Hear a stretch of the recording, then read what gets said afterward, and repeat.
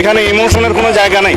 রাষ্ট্র ইমোশন দিয়ে চলে না, রাষ্ট্র চলে সংবিধান দিয়ে, আইন দিয়ে, কানুন দিয়ে। বিএনপির শীর্ষপদস্থ নেতা সরকারের মাননীয় স্বরাষ্ট্রমন্ত্রী চকরিয়া পেপর সন্তান সালাউদ্দিন আহমদের সম্প্রতি সংসদে একটি বক্তব্য নিয়ে সামাজিক যোগাযোগ মাধ্যমে কুরুচিপূর্ণ মন্তব্য আর নানানভাবে কটূক্তি করার অভিযোগ উঠেছে। এতে দেখা যায় বিএনপির নেতাকর্মীরা মাহাদি নামে এক ব্যক্তিকে চিহ্নিত করে লাগাতার প্রতিবাদমূলক ঘুষ দিয়ে তাদের খুঁজে বের করে শায়েস্তা করার চেষ্টা করছেন। পাশাপাশি তাদের আবেগ ও অহংকার সালাউদ্দিন আহমদকে নিয়ে সামাজিক যোগাযোগ মাধ্যমে কুরুচিপূর্ণ মন্তব্য করার প্রতিবাদে তারা নিন্দা জানিয়েছেন এবং অপরাধীকে চিহ্নিত করে শাস্তির আওতায় আনার দাবি জানিয়েছেন। অন্যদিকে জামাত ইসলামীর আমির ডাক্তার শফিকুর রহমানের ছবিকে বিকৃত করে নানানভাবে কটূক্তি করা হচ্ছে।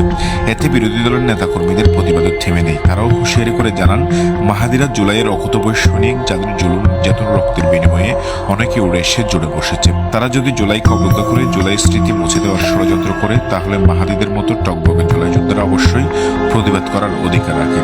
তবে এমন নোংরা মন মানসিকতা, রাজনীতি ও শিষ্টাচার বহির্ভূত কর্মকাণ্ড ভালো ফলাফল বয়ে আনবে না বলে হুঁশিয়ারি করেছেন বিএনপির নেতাকর্মীরা।